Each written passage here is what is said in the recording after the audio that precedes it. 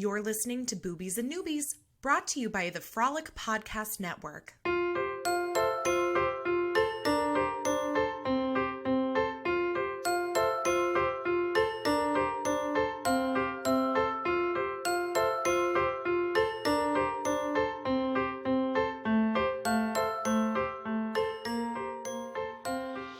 Welcome to Boobies and Noobies, the podcast that asks novice romance readers to think outside the dick in a box and brave the unbridled world of erotica. I'm your host, Kelly Reynolds, and today I'm thrilled to welcome comedy writer and improviser all the way from New York City, Ronny Pascale. Hello, thanks for having me. Yeah, well, thanks for coming to California. Yeah, well, I'm here for the sunshine. Yeah, I mean, the podcast is just like an added benefit, right? Exactly. It's the sun, and then the weed, and then the boobies. The boobies. Yeah, in that order. Yeah. Yeah. Those are my three favorite things. Yeah. There you go. That'd be on like your MySpace top 8. Yeah. I would only have top 3 and then just 5 blanks after that. Yeah, because you're like setting boundaries. Like, this is it. This is all I need in my life. This is all that matters ever. Yeah, exactly. God, I was just listening to another podcast where they were talking about MySpace top 8, and I was like, that was a thing. Those were things we got really upset about back in the day. I know. That was like the stuff that broke up friendships. My high school girlfriend broke up with me because when I started my MySpace, it defaults to making you say single, and I didn't know that, and then I didn't switch it out. And you never changed it, Yeah. or you didn't change it quick enough. I didn't change it quick enough because I didn't know, and then she's like, you want to be single? You gonna be single. Yeah, and I was single. Oh, man. Brutal. We're friends now, so it's for the best.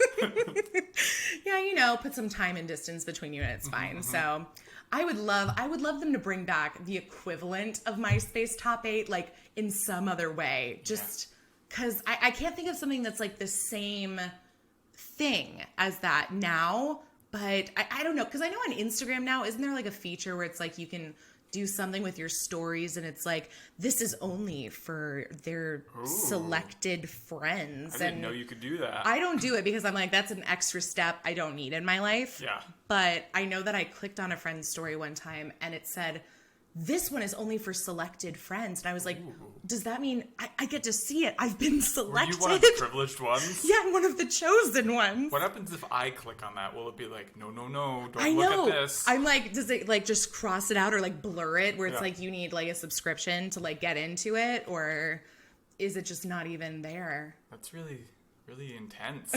Imagine being that friend who you're like, we're best friends, and then you go to look at it and like, no. No, you didn't make the cut. Yeah. I know. Oh, God. Well, not to get sidetracked or anything. Ronny and I have the distinguished pleasure of meeting for the first time here and now. Yeah, like 10 minutes ago. Yeah, exactly. I offered him coffee. He used my bathroom. I did. That's it. I got my crotch sniffed by your dog. Yes, as all my guests do. I mean, it's such an honor. It's a good honor. Yeah, that's what he's there for. That would be on his top 8, right there, crotch sniffing. What's his other 2 or 3? Sleeping and pooping. Although the other day he ate a tampon, which was like a big hullabaloo in our household. Like we were just like, oh. Do dogs get toxic shock also?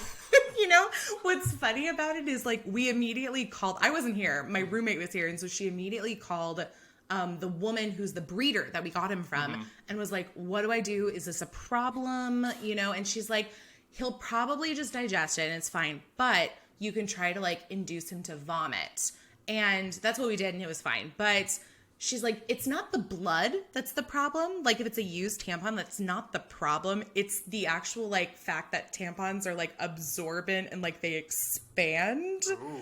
So little tampon lesson for you. But you. Yeah. And so not toxic shock, more of like it just might get too big and like block an intestine. Oh Lord, that sounds worse. Yeah. So, but yeah, that's our little darling. Oh gosh. Well, okay. The way Ronny and I came to know each other here now in Los Angeles is you are doing this amazing thing on Twitter called, well, you have a name for it, don't you? I just started calling it Ronny365, but this was before I realized that this is a leap year, so... Oh, so it's really Ronny 366. Yeah, I have to do a bonus episode somewhere Yes. throughout all of this. Got it. And can you explain to our listeners, please, what the goal of Ronny 365 is? Sure. So I've been doing comedy for about a decade, and I always do not enough, as in, I would say, oh, I'm going to do 5 shows this week, and I'll do, 1.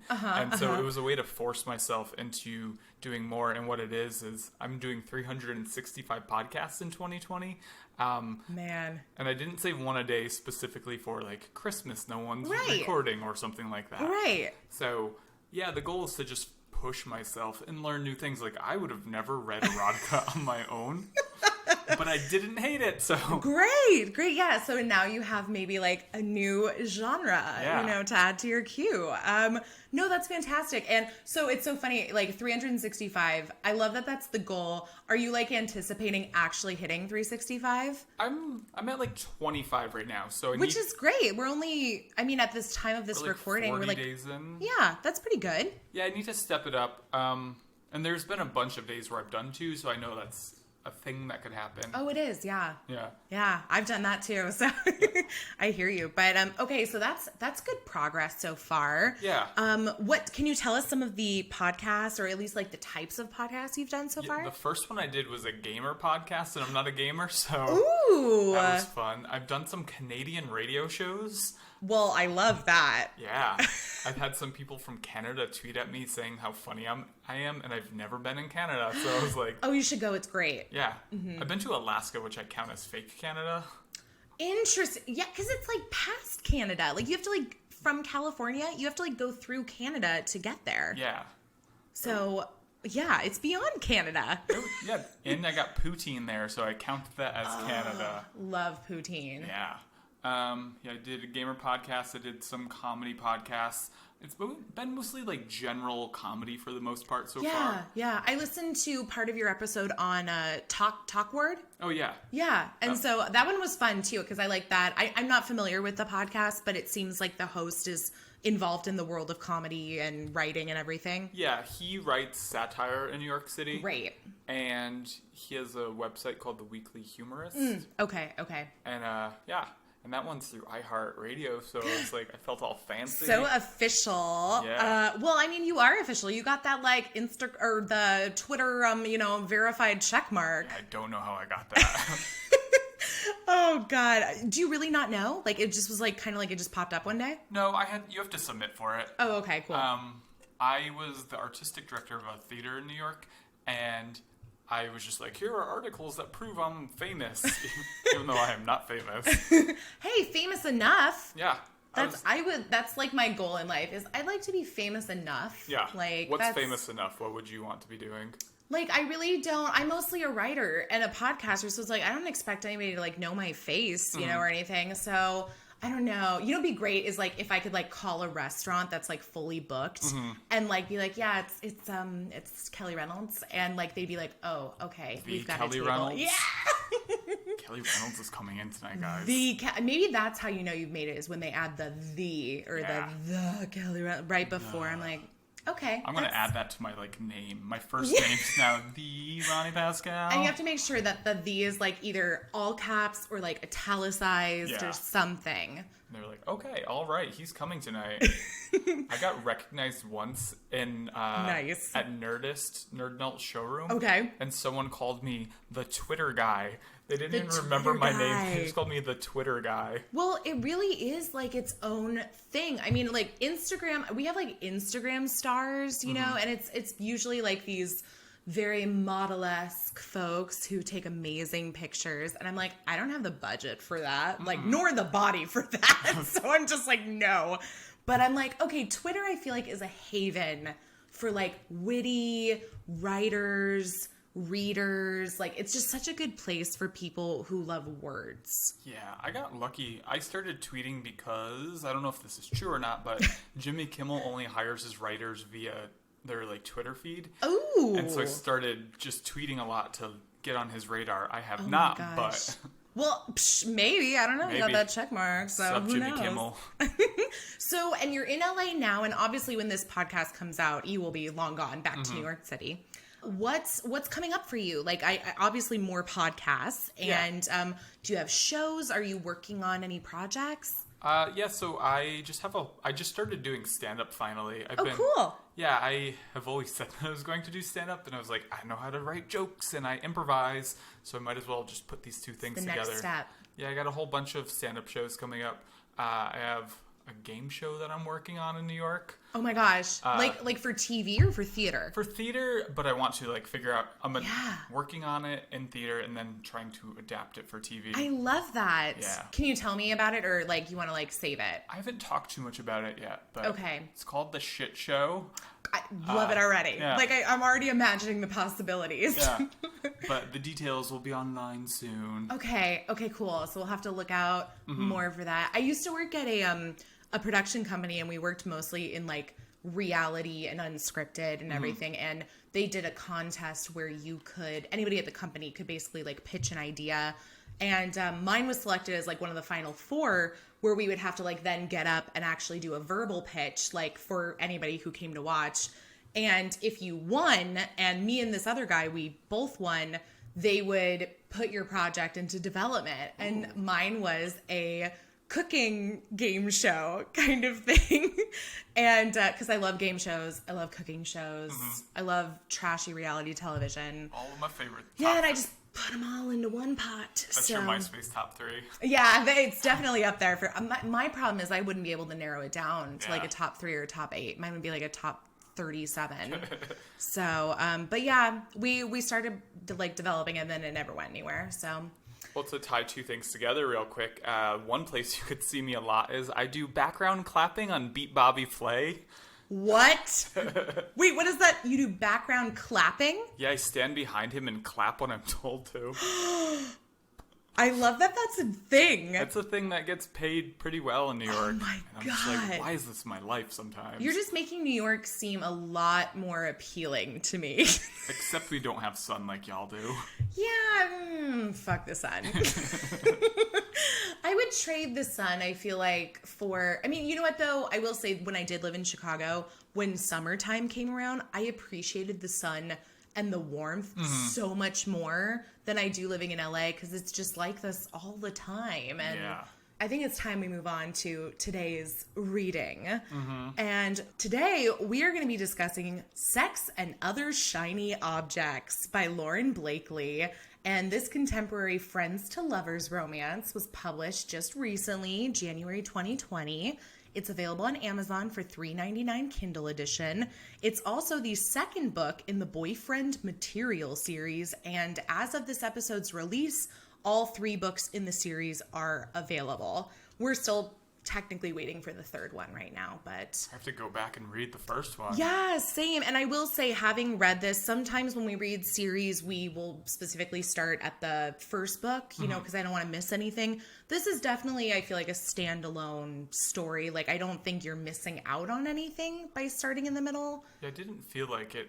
If I didn't know, I wouldn't be oh, this is a sequel to something. Right. Yeah. In fact, I went and looked, and I was like, wait, who's the first book about? And it's about, who is it? It's Link and Amy, the ones who work at the publishing house. Yeah. They're the ones who have the romance in the first book. Gotcha. And I was like, oh, okay. I didn't even need that. So it's just the same world, but not really the same story. I always explain to people where I'm it's like the Marvel universe, where it's we have different characters that coexist, but they each get their own book.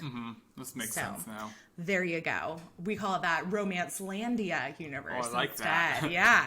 Super sexy. So before reading or listening to, because you got the audiobook, I got right? the audiobook. Nice. And I want to know about that. But before checking out Sex and Other Shiny Objects, had you ever read a romance novel before? Kind of. I read 50 Shades when it came out. Does that count? Whoop, there it is. Yeah, that proves to be a popular choice. It's always that one or Twilight or something from Nicholas Sparks. Yeah. But yeah, I mean, I would count it. Thank you. Well, I read it when I first moved to New York because when everyone was doing improv scenes about it, I had no idea what it was. Sure. So I was like, I'm going to try this.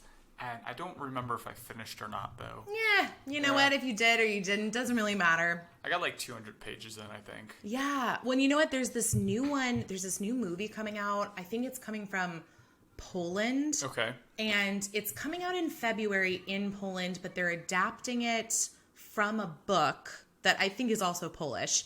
And it's coming to Netflix in like a couple months in America.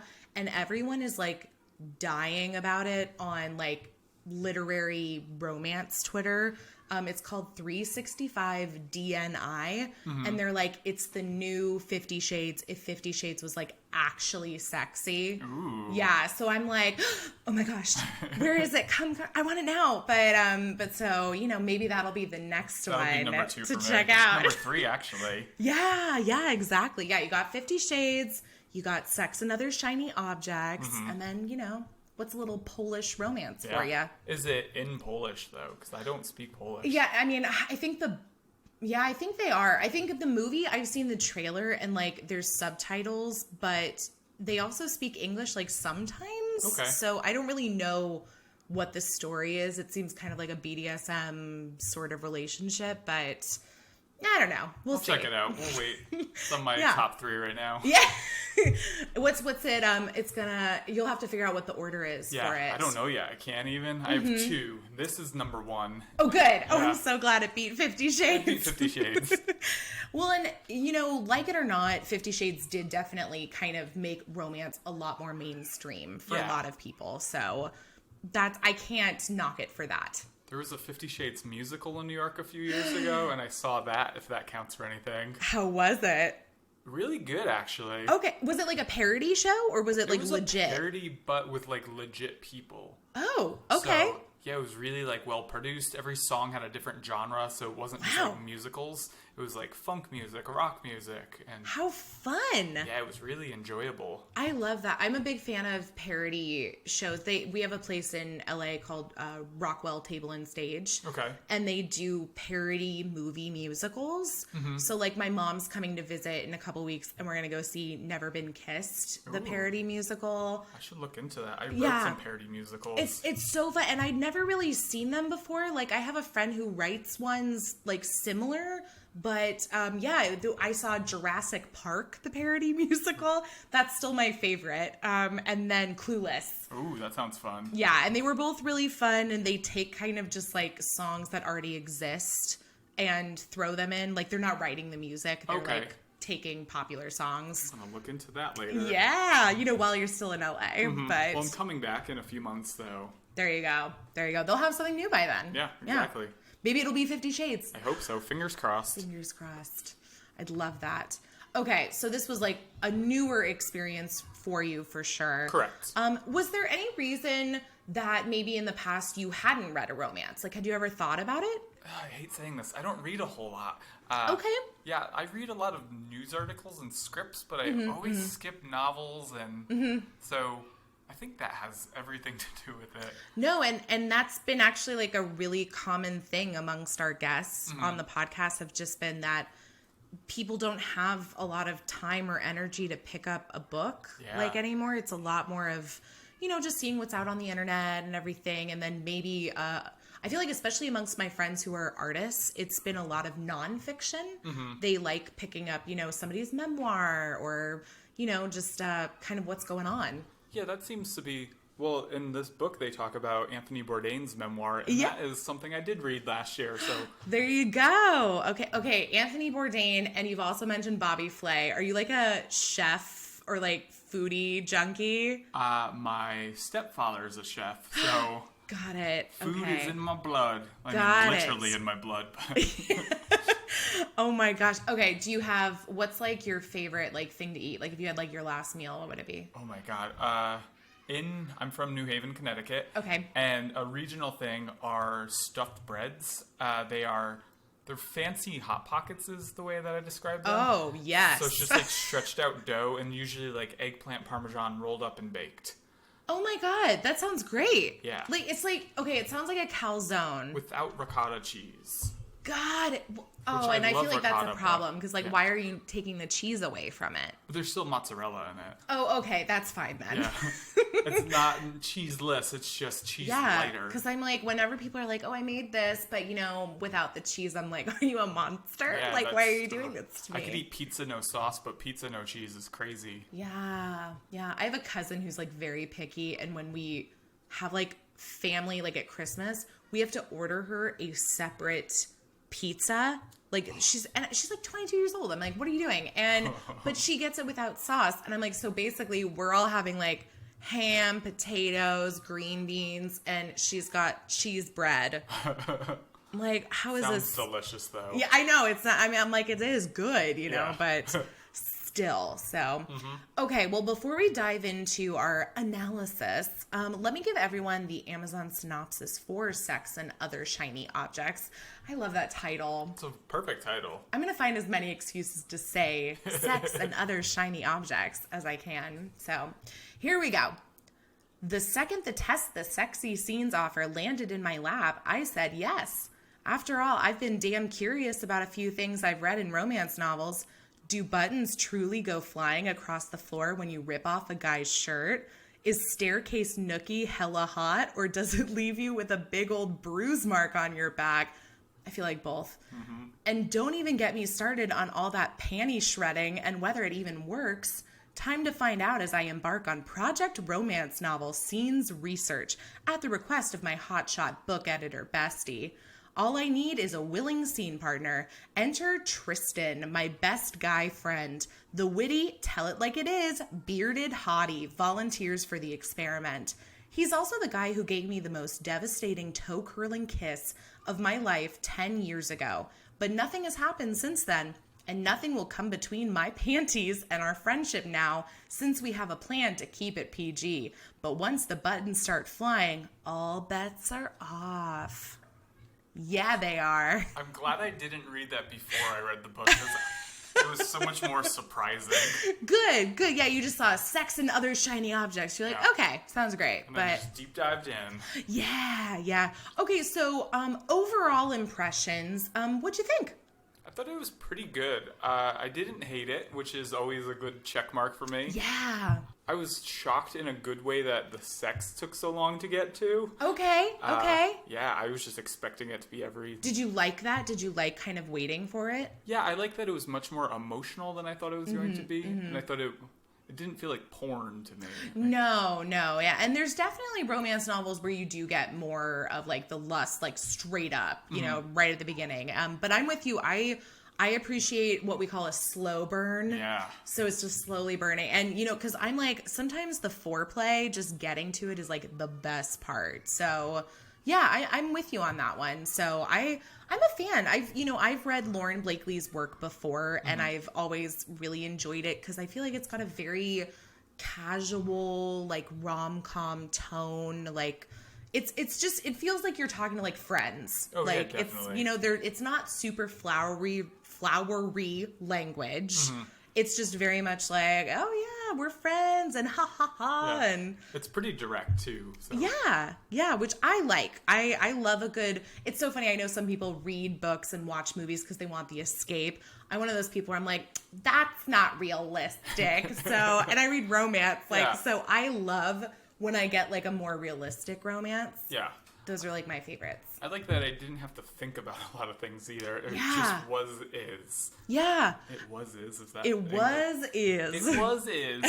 I don't think that's English, but we'll go with it. It is now. We'll go with it. Thank you. Yeah, and I will say, I think it's so funny. It's one of my like favorite things about the book is also one of my least favorite things about the book, which is that there's really not that high of stakes. Like there's not like a lot of conflict, which, on the one hand, I'm like, oh, I'm kind of glad there weren't all these like bullshit B-C story things like of them having to deal with it. It was more just about them. But at the same time, I'm like, okay, but it is still a novel. And like, it's long. It's a long book for us to just kind of be like, okay, we know you're going to get together. So like, what's the problem? Yeah, I thought there would be more conflict at the end. Yeah. It seemed a little easy. It was very easy. Yeah, the ending was just like, here it is, this happened. Are we talking about plot right now at all? Oh, yeah, we can dive into whatever you want. Yeah, at the end when Gage came into the restaurant, I was like, oh, they're going to fight or that something. That was so random. Yeah. And I was like, oh, they're going to fight. This is what the rest of the book is, and they're going to, like, fight for her heart or something, whatever. And then it was over. It was over. Yeah. He just kicked him out. That was definitely on my list of, like, my less favorable moments was when Gage, who, first of all, I'm sorry, I think that is, like, one of the most douchey names ever. It's the worst name. So I'm like, Lauren Blakely clearly chose that name for, like, a reason. She's like, you're going to hate this guy from the minute you hear his name. I hope it's, like, one of her exes. Yeah. In fact, my roommate, who doesn't listen to the podcast, so it's fine, one of her ex-boyfriends' name is Gage. And it's just, every time I hear the name or I read the name, I hear it in, like, her tone of voice saying, like, Gage. I just feel like it's a name that was made up for, like, One Life to Live or something like that. Yeah, could be. Absolutely. And it would have been, like, you know, super cool and, like, different, like, 20 years ago when it, like, first made the air. Yeah, but now I'm just like, Gage. Oh, it's a terrible name. Get out of here. But he's our main character, Peyton's ex-fiance, and we find out very early on that he cheated on her, and, you know, basically since then she's, like, been afraid of dating and opening up again, and which is why she ends up turning to her best friend, Tristan, as, like, sort of the only man in her life to help her go through this list of, like, sex things, which was weird, but I'm like, okay.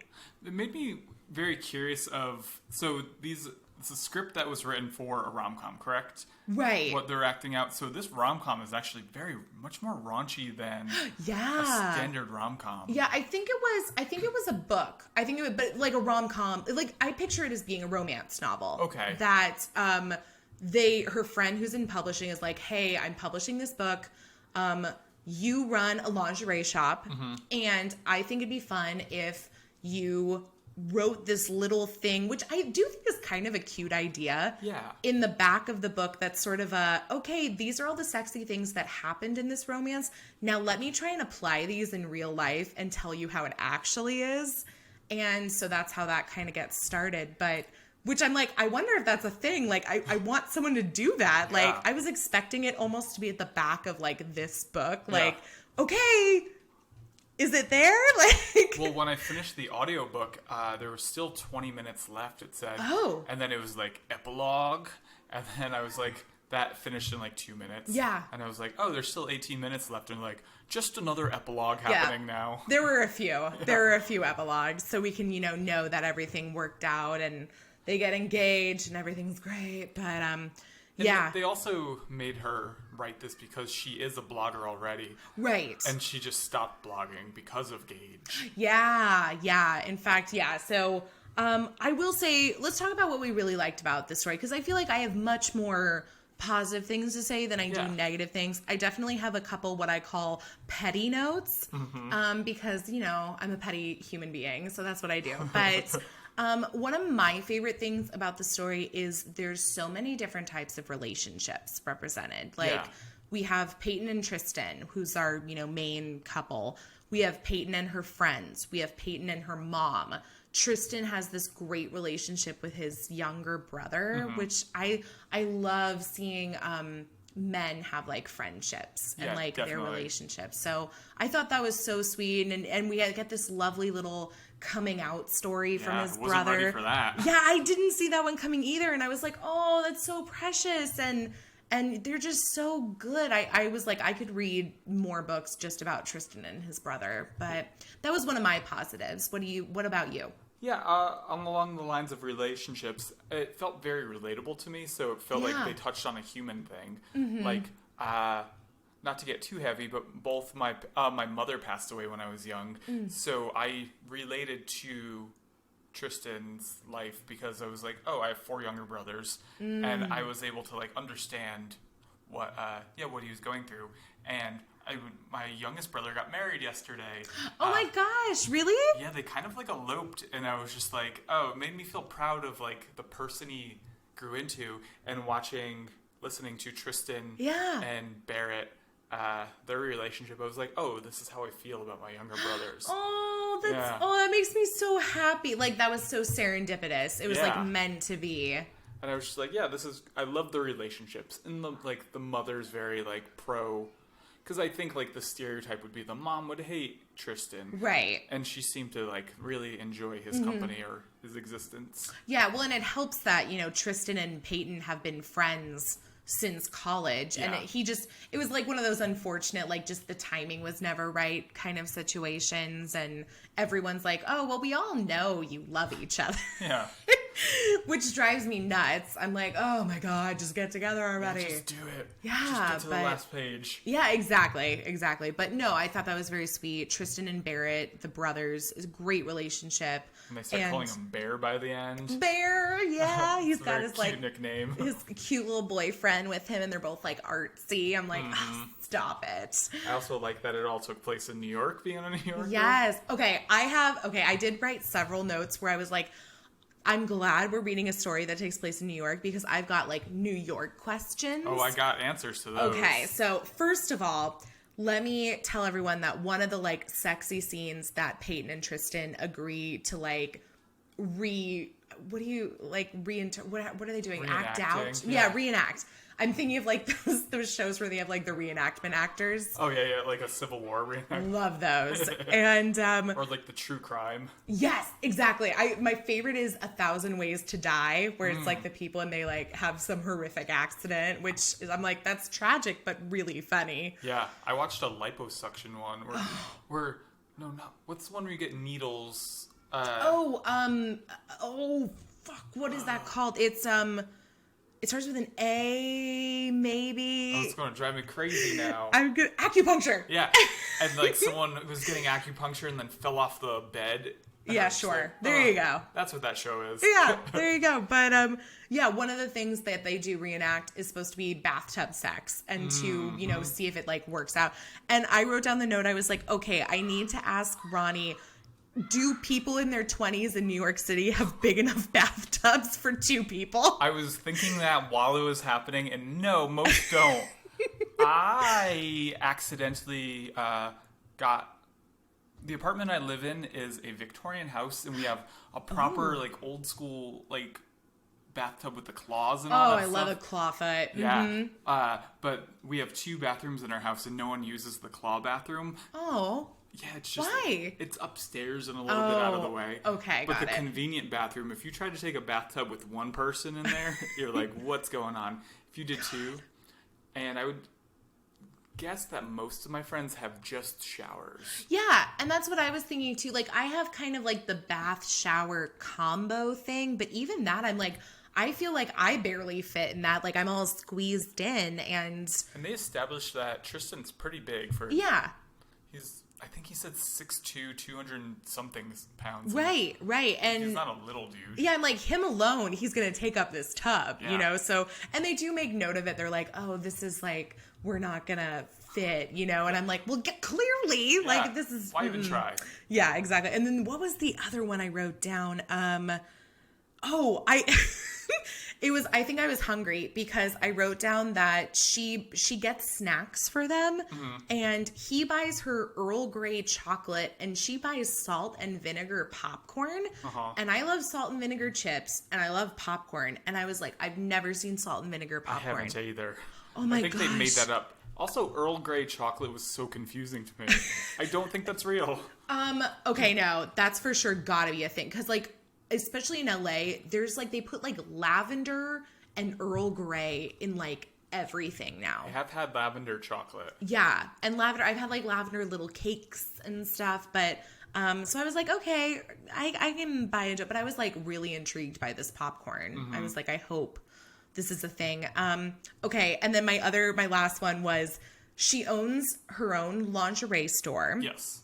Which I thought that was a really cute story, and they really do a great job of like bookending it, because it like starts in the beginning where she's talking about lace and like how all the great things about lace, and basically has like this what does she call it? Like her like telekinesis for like lingerie and everything. Like she can just look at someone and be like, this is what you want.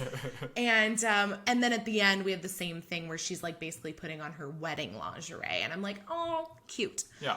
But I was like, this bitch owns a lingerie shop on Madison Avenue, which I feel like is like really posh. It is very posh. Okay, because I'm thinking that rent's got to be like real high. Yeah, what's his face? Tom Brady has a house at 1 Madison, which is the very first street. And it was something like $30 million for the house. Oh my God. Yeah. And she's got a boutique. I'm she's like... got a boutique. Although on Madison, believe it's Madison Avenue, there's the Museum of Sex. And I was just imagining that she was like in the basement there or something. She's like the gift shop next door. Yeah. That'd actually be like brilliant to put it like right next to the Museum of Sex. Yeah. Oh my gosh. Although that's one of the most expensive neighborhoods in Manhattan, so... Yeah. So, and that's why I was like, because she says that it used to be like her grandmother's business in Queens, and then she moved it to Manhattan. And I'm like, you moved it to like the Manhattan, like Madison Avenue, Manhattan. Not like Manhattan Beach, California. Right? Which would still be pretty swanky. Yeah. Oh, man. I have to say, one of my petty notes was that the name of the lingerie shop is You Look Pretty Today. Yeah, it's a weird title. Right? I was like expecting like more of like a pun, I don't know, like panty name or something about lace. Yeah, panty ripper. Well, she says that so many times. Oh my God. Can you imagine if there was, okay, this is my awful train of thought, but if there was like a lingerie shop, but like they also do something with like murder mystery and it was called Jack the Panty Ripper. I would go there. I would too. Yeah. I totally would. Like maybe you go and you buy underwear and then they take you on like those ghost tours. That's it. Yeah, I'm into it. So, another business venture to look into. She mentioned bodega a few times, which is a New York word. I was very happy there. I know this because I have a couple friends in New York, and they've explained to me what bodegas are. You guys have them, you just don't call them that. No, yeah, and I don't think we really, even if though we have them in LA, I don't think we really utilize them. Oh, I did when I was doing my show the other day. Okay, so tell me a bodega in LA, or like what we would like kind of have a bodega. Well, they're generally mom and pop, so they don't have like, I can't be like, oh, CVS or something it's like that. Go to the one on the corner of the street. Yeah, it's like on the corner of like 17th and 4th is a bodega that, and they're great for, they sell everything. Yeah. And if they don't have it on the shelf, if you just ask, they'll sell it to you. It'll just be in the back somewhere. Yeah, or like generally the owner lives upstairs. Oh my God. So they'll like run upstairs and be like, here's a can of chicken noodle soup or something. And there's usually like a deli, right? Yeah. In like a lot of them? I would say like 60 to 70% of them have the best sandwiches you'll ever have. That's good. I love a good hole in the wall kind of place. Like that's how, whenever I like get food out here, like I never, especially tacos, like tacos in LA, I'm like, oh, you got to go to a truck? Yeah. Or even better than the truck are the guys on like the side of the road that just have like the cart. Yeah. And they're making it right there. I'm like, that's the good shit. Yeah, no Del Taco. No. And like you don't go to a restaurant to get tacos. I'm like, I'm not paying more than like $1 for a taco. That would be stupid. Yeah. Oh, the other thing bodegas have, they all have a cat.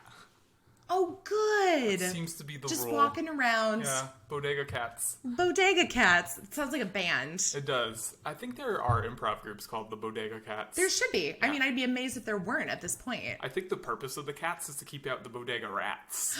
Okay. Yeah. Sounds good. Yeah. Love it. I think those were all my New York notes. Great. But yeah, I feel a lot more informed. Good. So I'm the so New York glad. expert here. Yeah. Thank you. Coast to coast. That's how it goes. But okay, what else did you like about the story? I liked a lot of things about it. I just wrote a lot of notes, and I don't know if I wrote what I liked and what I didn't like, but things that just made me like, ooh. Well, as you read them, it'll just maybe like bring it back to you, like, oh, that's right, I did like that. I like the way they describe things, as in, they said button blast off when they were talking about ripping shirts off. There's some like good language that it was really cute. It was really like fun and friendly. Like I definitely giggled a couple times, and they have really good banter with each other, the two main characters. There's just like a lot of cheesy lines that I liked a lot. Oh, sure. like Tristan is trying to be a good actor, and he goes, "Tonight I am an actor, and I am taking home the Oscar." There's a line that I thought was so funny. I wrote down I highlighted a few lines too. One was, regrets are for haircuts and exes, never underwear. Not if we can help it. I like that one. I liked that one too. And there was a line later that I didn't find it cheesy. I could see where like somebody would, but I personally loved it. And it's when they're about to have sex for the first time, and he says something about you need to be worshipped. And her response is, worship me tomorrow, fuck me tonight. I also wrote that line down. Yes! I thought that was a good one. Right there. Yeah. Oh my God, look at it.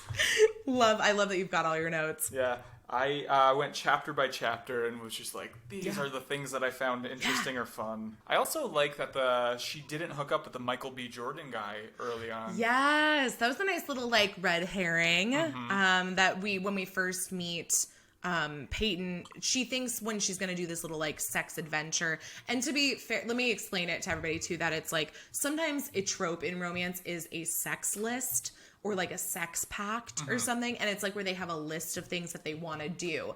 It's not that exactly. This is more of where her friend is publishing a book and says, these are some things that happen in the book. I'd like for you to reenact them, but not actually have sex. Like, it's you and your friend are going to be doing these things.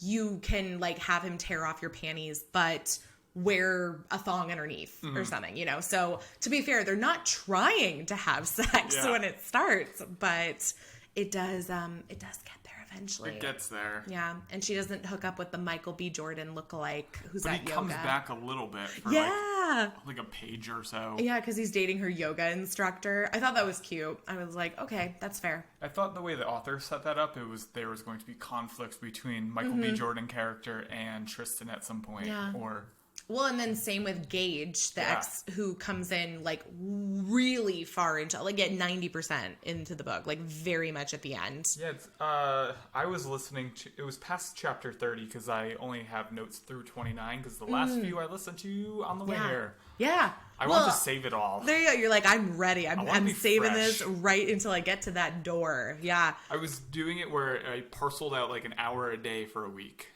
So that I could just like... That's nice. Let it process. I like that. Whereas I was like saving it and literally read it in like the last like 24 hours. But you know what? I've had a lot of reading and a lot of recording the last couple days. So Can I ask one question that I didn't... Oh, this might not make sense to you then if you didn't do the audiobook. Tell me though. Yeah, in Peyton chapters, Peyton is voiced by a woman. Okay. But in Tristan chapters, she's voiced by a man. And I wasn't sure if that had anything to do with anything.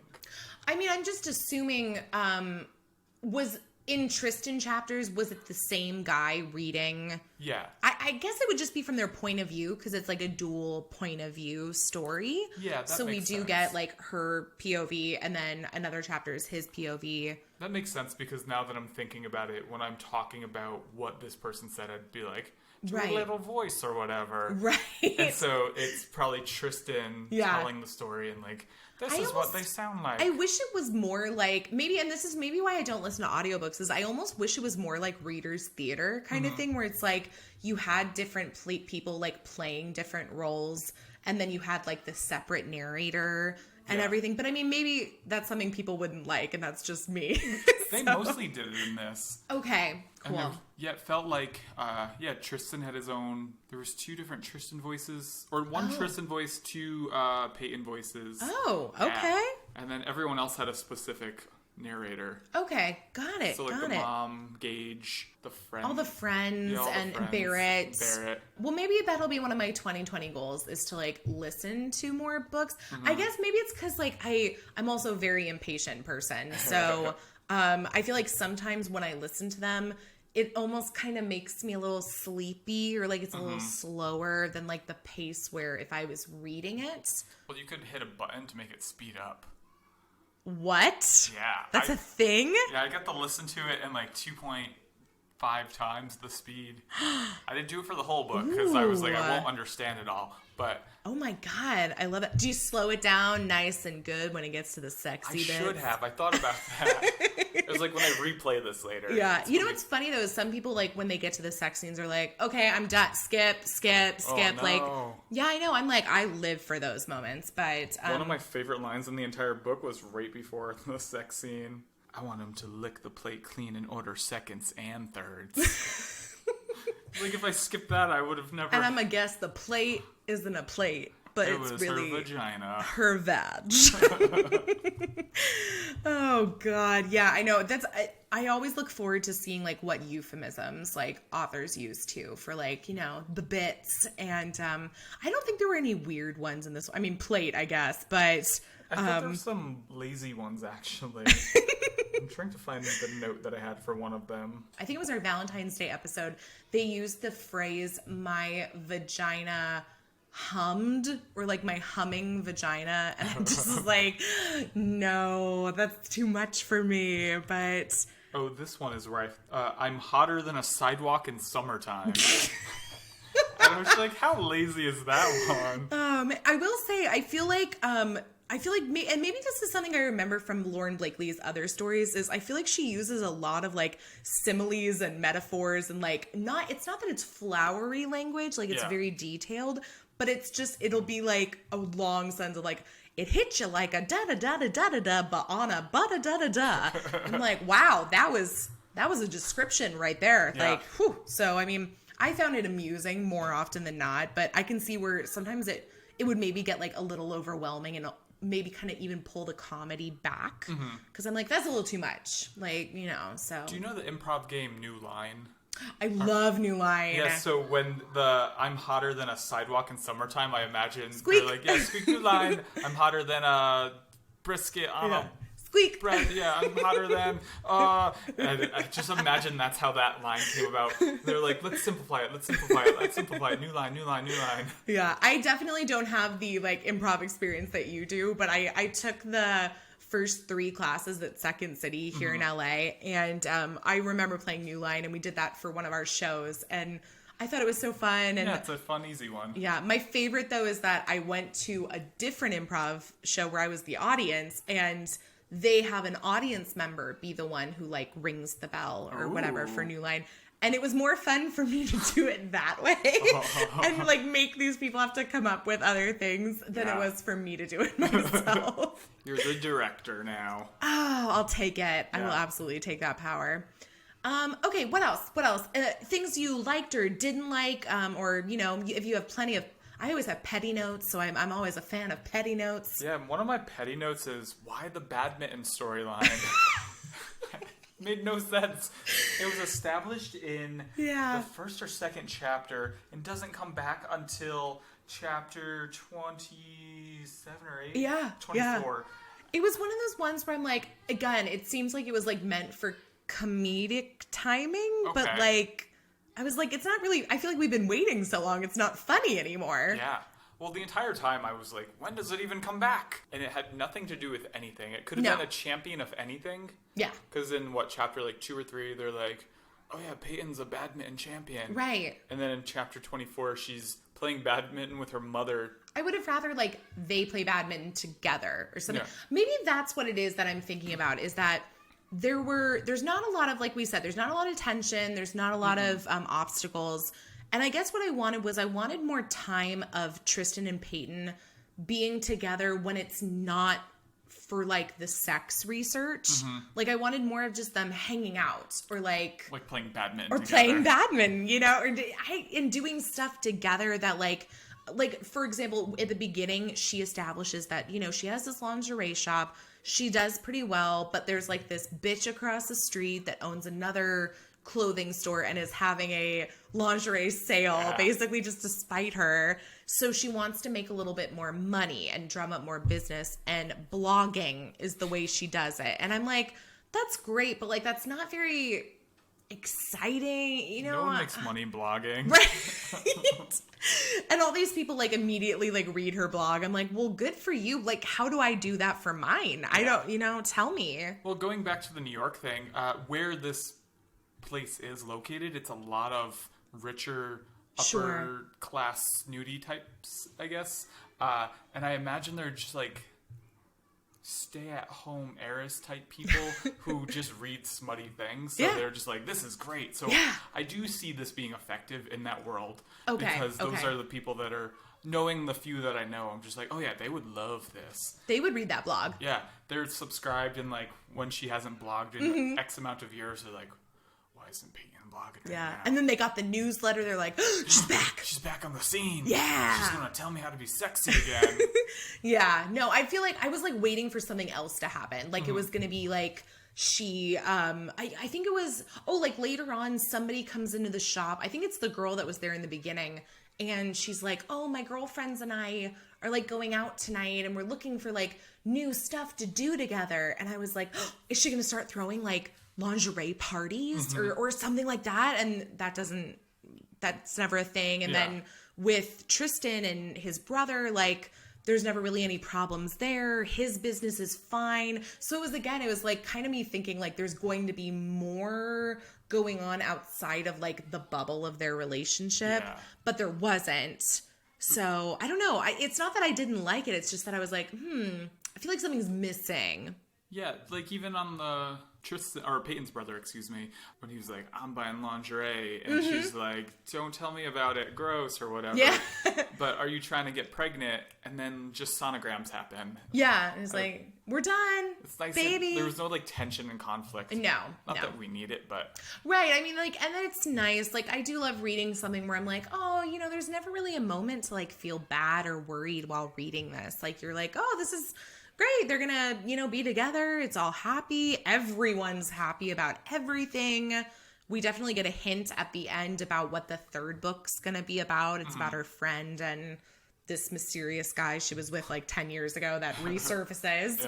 So I'm like, okay, I'm in it. I'll read the next one probably, but although they did fight a little bit after the first time they had sex. That's true. That's true. He got all defensive and scared and nervous. And kind of ran away a little bit. I was like expecting more of that, I feel like. But although at the same time, I'm like, I'm glad that they kind of worked it out. Like they actually talked and were like, I mean, they didn't really say everything that needed to be said, but do we ever? So that scene could have been very sexy romantic when he goes into the lingerie shop. Yeah.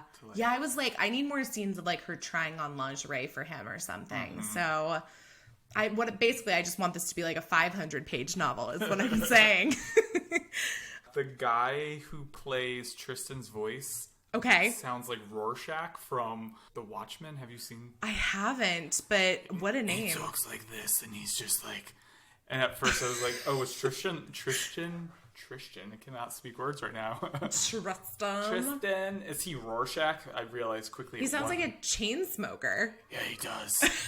It almost sounds like bad Batman. Yeah. Batman here to sexy talk you. Oh my god. And it's like, ugh. Dwayne Reed. We do have a lot of Dwayne Reeds in New York, so this makes sense to me. Okay. That was, that was the other New York thing I wrote down was I was like, Dwayne Reed, should I know what this is? It sounded like it was like a CVS Walgreens kind of thing. It's owned by Walgreens. It's the same company. Got it. Okay. Why do we get Walgreens? Which, by the way, I grew up, my family called Walgreens. Like, why? I know it's spelled greens, but like we just always called it Walgreens. And so when I moved to Chicago and I was living with my friend and he's like, let's go to Walgreens. I'm like, why do you say it like that? And he's like, why do you not say it like that? So weird. God, but Dwayne Reed's sounds like, I thought it was going to be like a sporting goods store. No, it's very, very much like a Walgreens. Who's Dwayne? Who is Dwayne? Dwayne is a guy. Okay. No one knows. The Dwayne Reed. He's got a check mark and everything. Oh, actually, I do have a very catty note. Yes. In chapter 9, Peyton it's established that she's a good gift giver. And yes. So to pay Tristan back for something, I didn't write what it was. She bought him tickets to go to a Yankees game. Uh-huh. And instead of saying he likes the Yankees, she said the phrase, he adores the boys of summer. Okay, yeah, I saw that too. I don't get it. What is that? Boys of Summer, it was like the phrase you used for baseball player in the 40s. Oh, The okay. phrase, he adores the Boys of Summer, really annoyed me as a baseball fan. Well, and I saw it and I was just like, the Boys of Summer. I was like, is that a nickname they call the Yankees? Like, It's all general baseball. oh my God, I'd never heard that. Like, Yeah, it's very strange. yeah, there's definitely like, I feel like this nice, but like borderline annoying sometimes habit. Like they all kind of talk very proper, like not like creepy proper, like Stepford proper, but like It's pretty close. yeah, like they just the way they talk, it's definitely like a throwback. I feel like some of the language they use feels very much like of things like, I'm sorry, there's screaming children outside my window. But like some of their language will be like something I'm like, oh, my grandma used to say that phrase. Like, so it's whimsical, I guess would be like the phrase that I would think of is like they say kind of whimsical things, which, you know, I guess in a rom-com romance isn't unheard of. No. It's fun. It's fun. It's cute. Like it's light. It's fluffy. I liked when Tristan said, I could sense it took some ovaries for Peyton to ask for help. That phrase made me laugh out loud and Oh my spit God. out my water. I think I blocked that phrase out of my mind. Like that one, I'm just like, oh no. Yeah, it was like, oh, it's a feminist version of Take Some Balls. Yeah. But like, written by a woman. There was, and you know what? There was that other one too, where she says something to the girl that works at the shop with her. She's like, "Can you man the desk?" And she's like, No, "I'll woman the desk." I was like, all right, I like that. Take the phrases. Yeah, it was cool. And you know what? I really loved the whole coming out story from his brother. It was very like low key, super casual. So I mean, you know, feminism and 2020. That might have been the only time in the book I was like truly surprised by something. Mm-hmm. And I was like, oh, that was fun. That was exciting because they set it up where the brother is courting a girl to take to the formal or the so prom. it seems. Yeah, so it seems. But it was just so that he could tell her that he's gay. Yeah, that was cute. And you know what? Because part of me was like a little worried because he and his friend had kind of like, we were thinking like, oh, they like each other. They're just not taking the next step. And then we have sort of like the same story with Peyton and Tristan. Mm-hmm. So I was like, oh no, I feel like if this is going to work out well for Peyton and Tristan, like it's not going to work out well for the brother. Like, cause they can't have the exact same story, but like, instead of it being this sad, like the brother got dumped, you know, situation, it's, oh no, he just wanted to, you know, ask a boy out instead. Yeah. Like, oh, great. Yeah. I love that. Yeah, it was nice. It was a fun surprise. Yeah. Do you have a specific excerpt that you would like to share? Oh, I should have wrote that down and I failed you very hard right now. It's all good. It's all good. There's plenty to choose from because they definitely have some good variety in this book. Like we've got a little bit of foreplay. There's for sure the like big 69 scene later on. Which I love that they make out to be like, this is like the ultimate of all sex acts. What, the 69 part? Yeah. Like the way she's like, there's one other thing I want to try. Like, if you feel like we can do it. Mm-hmm. And I'm like, okay. Like, she also had said she didn't like 69ing until him. Yeah. And then they do it all the time after that. I'm like, ooh, good for you. I like that she like... it only really counted as good 69ing if they came at the same time. Right. Like, that was, like, the challenge. And she's like, this is why this is, like, so difficult. And we're going to try and conquer this feat. Yeah. And she's like, sometimes I finish first and sometimes she does. But it's okay. Although, there was a phrase, and I should have wrote it down, but she said the way she worded it, and he's like... He comes in my mouth and it's salty, but I love it because it's him. Yeah, the essence of him, the taste of him.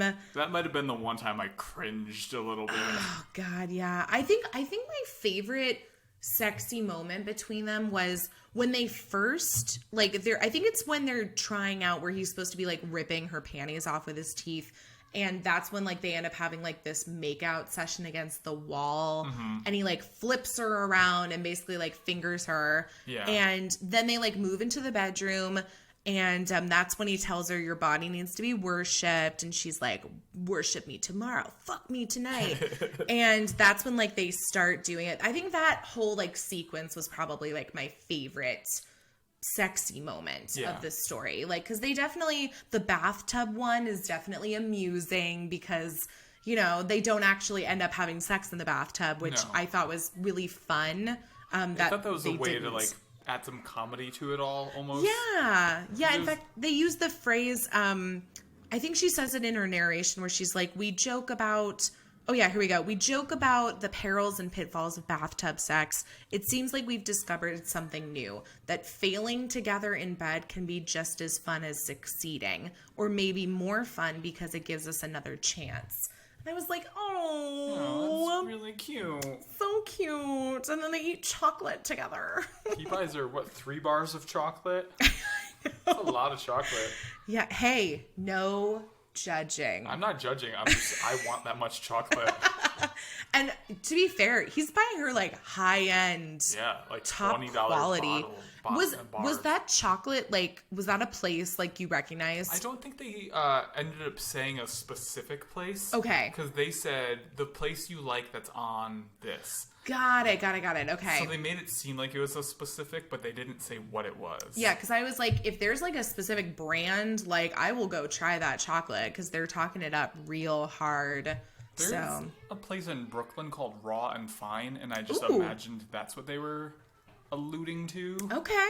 Raw and Fine is the only place that I could think of off the top of my head that I'm like, oh, that's a famous place that makes their own chocolate in New York. Do you see them like make it? Like, do they have like the factory and everything? It's in the factory. So the best. When you walk in, there's just a little counter, big factory, and like big vats of yum. Yeah, just chocolate and different versions. Oh, God. We went to, my friend and I did a road trip up to Seattle one year, and we went to some chocolate factory, but it very small, but there was the factory in the back, and you could do the tour. And then when you come out of the tour, of course, you're in, like, the shop, so you buy everything. And it was really good. I can't think of the name, but it's one of those ones where you see the chocolate bars, like, at the local Ralph's or whatever. Oh, like, nice. You know, so I'm like, I didn't have to go to Seattle, but... Yeah. Well, I road tripped we were driving through and we were in Missouri. How exciting. I know. And we did not know this until we pulled over, but there is a town in Missouri called Uranus. And they have a chocolate factory called Uranus Fudge Factory. Oh my God.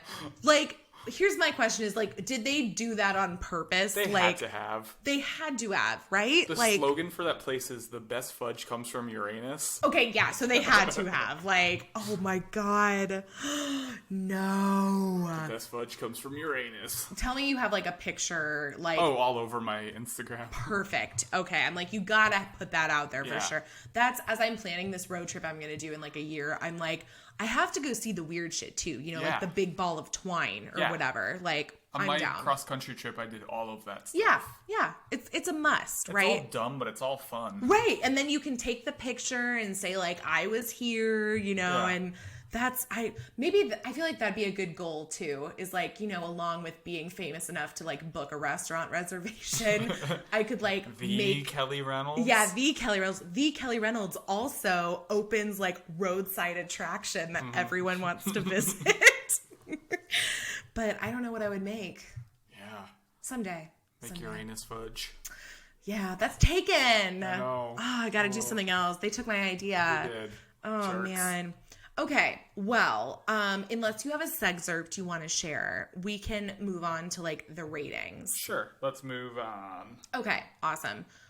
Just know that, you know, if you decide to read this book, there's plenty of sexy moments to be had. There's a lot of sexy moments. Yes. Okay, so on a scale of 1 to 10, we're going to be rating the book for the heart, humor, and heat. So let's start with the heart of the book. 1 to 10, 10 being the very best that it could possibly be. I would say like 7.5 or 8, I think. Okay. Yeah, I gave it an 8 too. I think it's definitely a heartfelt story. Yeah, I thought they truly seemed like they loved each other. Mm-hmm. I liked that it didn't feel catty or sure, one of those soap opera feels to it. Mm-hmm. It didn't feel like anyone had this ulterior motive. Yeah, because there was no tension or added obstacles. Yeah, it didn't feel like I'm just trying to get her because she's the hottest or the richest or the whatever. Yeah. It was because they loved each other. In fact, there was actually good mention where at the very beginning, Barrett, Tristan's brother, is like, you should ask her to chaperone my dance with you. And then when it comes up later, he tells his brother, he's like, I didn't want her to feel like I was making a bet or something to win her. So it was kind of this nice moment of dispelling a typical trope that you might see in romance. So, no, I think that was really refreshing. Yeah, definitely. How about the humor rating? Oh, man. Somewhere in the middle. A 5. I think there was attempted humor, but I don't know that it was hit hard sometimes. Yeah, and I agree. I think I gave it a 7 because I feel like more often than not, I was it's what I would call cutesy humor. Not laugh out loud, and then sometimes you're okay, that's fun, and then sometimes it falls a little flat. Mm-hmm. But I'm with you. It's definitely not as funny as maybe they might have hoped it would have been, or maybe we just are sick human beings. I am a terrible human being. Yeah, I mean, I'm also a comedy snob, so... Right, no, and I'm with you. I'm totally with you on that. So, we're probably not... Somebody out there is writing an Amazon review where they're like, this is the funniest fucking book I've ever read. Yeah. And you know what? If it is, good for you. Yeah, I didn't think it was unfunny. No, it was very cute. And then the heat, last but not least... I actually thought it was going to be hotter than it was sometimes. Okay. Yeah, so, I don't know, a 6, maybe 6 or a 7. Okay, so somewhere in between the heart and the humor. Yeah. It felt to me, the sexy scenes were very straightforward. I imagine them being way kinkier. I don't know. Well, especially when you've got she owns the lingerie shop and everything. Yeah. And he's very dominating in the bedroom too. He is all about the dirty talk, which I wasn't expecting. And I love too that Peyton wasn't expecting it either. She's like, whoop, this is a side of my friend I never saw before. Yeah, he's respectful though too at the same time. Yeah, I gave it a 7.5. I was okay, when they got to it, and there was a good burn getting to it, I was all right, I felt satisfied. Yeah, it wasn't until chapter 22 or 23 that they actually had sex. Yeah, it was a good at least halfway through the story, if not more. Yeah. So, which I'm okay. I feel if I get to the halfway mark and we haven't boned yet, I'm okay, you're starting to lose me. We got to get there, you know? We got to get there. But it happened. so. It happened. It was nice. Yeah. It was nice. Yeah. That's what it was. It was nice sex. He was domineering, but would call her woman, and I would get her all hot and riled up. Yeah, because she's I'm a woman, not a girl. Not a girl. I like that he called me woman. Yeah, and I just kept thinking of that Britney Spears song. I'm not a girl.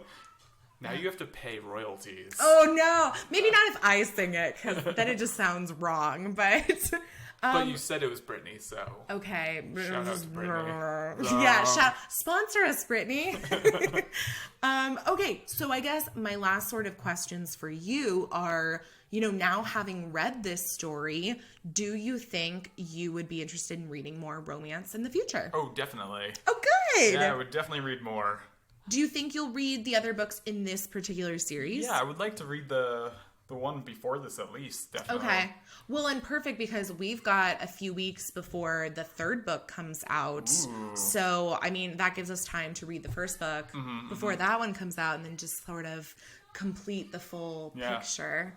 So, yeah, good. I'm glad. I feel you have to read. You have to do some sort of improv or something about romance novels too. I was considering writing a little sequel to this. Ooh, yeah. That'd be fun. You could add that to your set. Something about romance novels. I think that'd be exciting. Oh, and then obviously, if anybody out there is a podcaster and you're looking to book a guest, right? You're available. I'm very available. Yeah, and he'll travel to you, apparently. I think I just lucked out. You lucked out. Although I am doing one other podcasty thing after this. So. Oh, good. Yeah.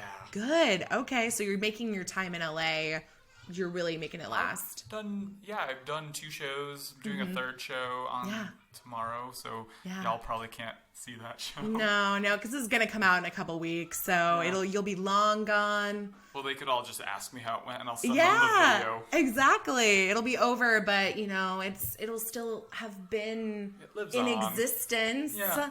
Oh gosh. Well, I'm so glad that I'm just gonna pretend you trekked to LA to do the podcast. I drove very far to get here. I drove like an hour and a half to get here. Oh gosh, which in LA is like, an hour and a half LA is like 20 miles or yeah, less. Exactly. So very different, but I will take it. Yeah. I will absolutely take it. I went out of my way. So, for you. Next time, the first time I come to New York, I'm going to expect a full tour of, bodegas. And I got you there. Yeah. I'm trying to think. And all the obvious, like, hot spots, right? Yeah. I got to do the Statue of Liberty. And no, just take a picture of it from afar.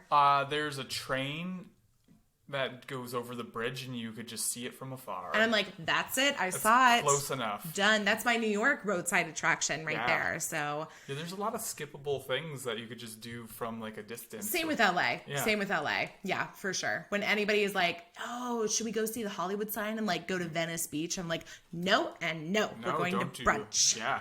We're going to eat good food. Yeah, that's really the best thing to do here. Best Mexican food outside of Mexico. Yeah, exactly. Yeah, and you don't have to go to a restaurant to get it. Just hit up the truck. Yeah, hit up a truck. Oh, gee. Well, thank you so much for joining me. And thanks for having me. Happy trails back to NYC. Thank you. Where can people find and follow you on all the social medias? All the social medias at Ronny Pascale. Ronny with a Y. I almost forgot what letter my mother named me wrong, so everyone's like Ronny with an IE, and I'm like, no, the right way. Yeah, the right way. I know. I'm a Kelly with a Y, and so if anybody's trying to like I or IE that, I'm like, I fight people over it. Yeah, who raised you? It was like, it's in my email address. Although I don't think it is anymore. I don't know. Who reads email, right? Nobody. Yeah. Okay, good. Well, thanks you so much again for joining us. Thanks for having me. Yay.